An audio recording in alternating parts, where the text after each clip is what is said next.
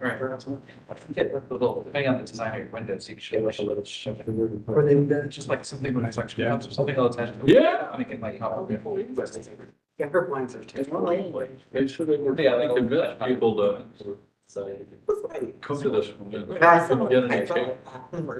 Right. It's a terrible I time. went over to about there's some every day. She really wanted to. That, They some furniture. the McNaughton Road one. Yeah, I think too. Got cable. Like, it's like, My sister has a Labrador. like there's really contact. Yeah, but he is just really new. I mean, they've got, you know. Legs are really good. It kind of went to I like. know, it makes me very secure. My girls for that. Not into that. But we did have a two. And you're looking at 50 people with pitchforks and. I can't remember, what do you do when you're going to develop extension? That's all my page. Directed or over for my Just making sure that they're Yeah. certified. All the other stuff. I love our work. It's free. What made you decide to do this? Still. Yeah. It makes sense. And it was.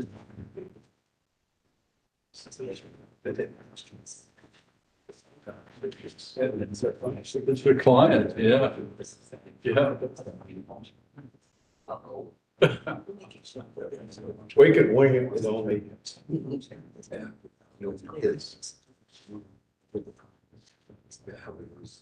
Yeah, check the box. They're having all kinds of outages downstairs. So I just can't ship the top bar. Well, they can't get to the time clock, they can't get anything. The check-in desk downstairs. Sure.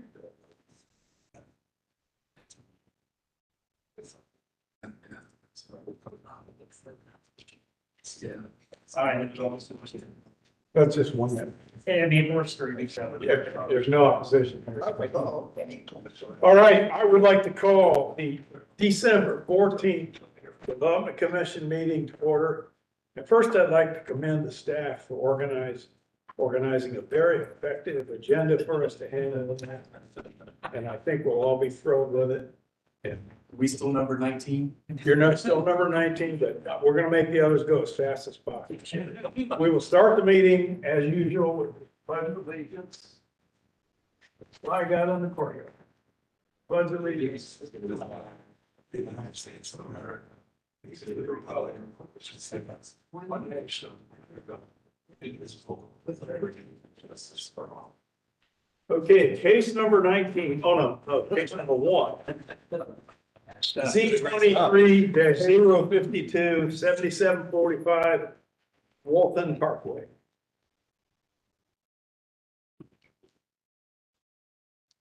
The 10.17 acre site consists of one undeveloped parcel in the CPD Commercial Plan Development District. The requested LAR2 Limited Apartment Residential District will allow for the development of a 408 unit apartment complex as demonstrated on the submitted site plan.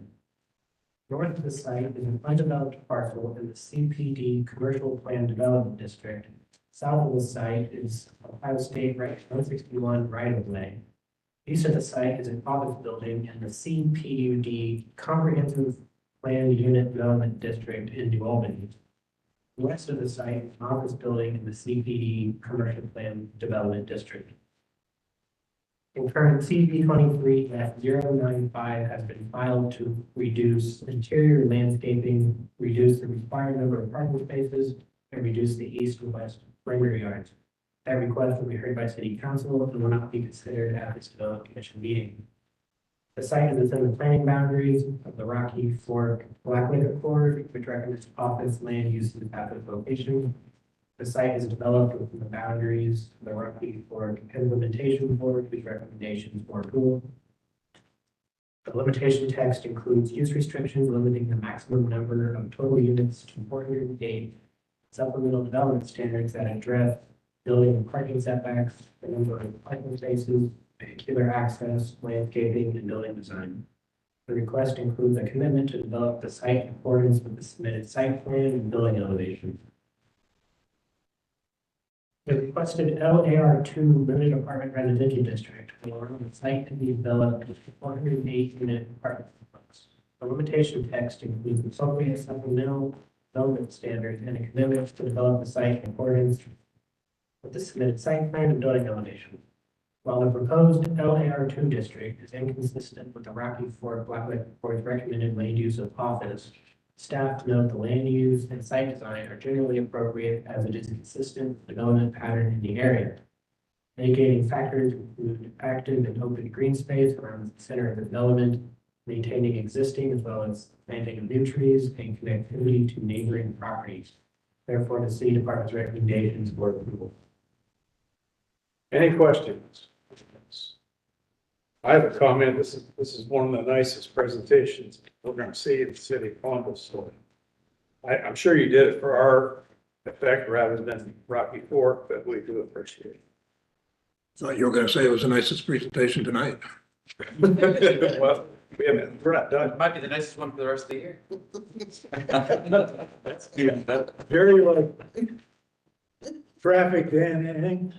Traffic access study has been approved for this application and the necessary commitments have been incorporated into the limitation text. Kathy, anything?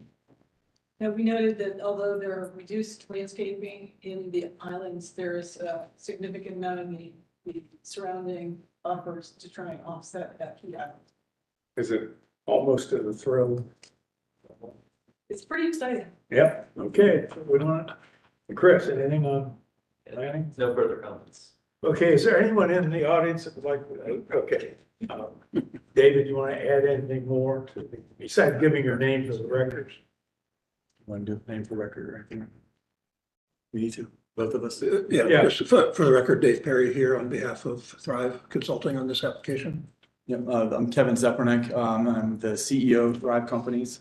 I actually just wanted to reintroduce us a little bit. I know you guys know quite a bit about our history with Wagenbrenner. I'm not sure if you guys are fully aware of kind of what some of our plans are, but we've obviously been known mostly probably for being a brownfield developer here in the city of Columbus. I'm very appreciative of your guys' support.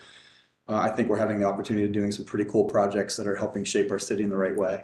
About 6 years ago, I joined Mark and we went from a team of 12 and realized that the size of ground and land positions we were catching through the brownfield programs really required us to have a much better orchestration around our execution. And so we went to work at vertically integrating the entire company. And so we're about 180 employees today.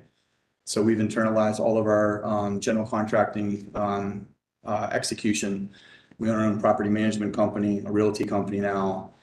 Crazily enough, we decided to get in food and beverage lightly. So we realized that some of our best amenities are not only for our residents, but for the surrounding and adjacent neighbors. As simple as easy as adding in a good coffee shop and a good bar. We have a wellness division now, so we're running all of our own gyms and starting to really amp up our wellness program within our communities. And we are now, I think, at a critical juncture where we're realizing there's probably not as many brownfield opportunities available as there were obviously 10 years ago. I think to date, Mark Wagenbrenner and his original team and even some of the stuff we've done today have done about 17 brownfield projects in their history. We are now starting to look at these kind of opportunities where we can take a really heavy mixed use concept out more closer into the suburban, areas. One of the main intentions here is obviously to support the growth around Intel. And as we all know, we have a lot of housing needs in this city. The name Moore's Edge comes from Gordon Moore, the founder of Intel. And so we are already in some conversations with Intel about maybe potentially even putting a bus stop for them inside the site to help shuttle back and forth some of their potential employees that may take residents within Moore's Edge. But also importantly, adjacent is an old vacant State Farm office building.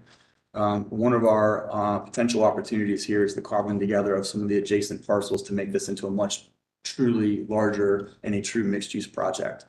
This phase one right now is what we have under control. So we're only able to offer up at this stage residential, but our goal is to potentially control the adjacent office building sometime in spring of this next year. We would mix use that site with maybe some more residential, add in some retail amenities and try to reinvigorate the 100 and I think it's roughly 60,000 square feet of office that's currently vacant. That's probably gonna be a lot of our model moving forward is kind of taking our mixed use concepts to some of the potentially vacant office buildings that are existing around the city and then mixed using those sites and then obviously making sure that we can really create a very attractive office offering for people that want that live, work and play element for their, for their companies. So thank you. Great. Okay, any questions or comments from anyone on the commission?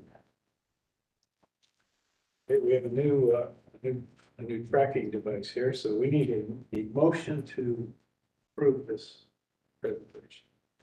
Motion vote or to, Motion to vote. so move. John and we got our A team in here.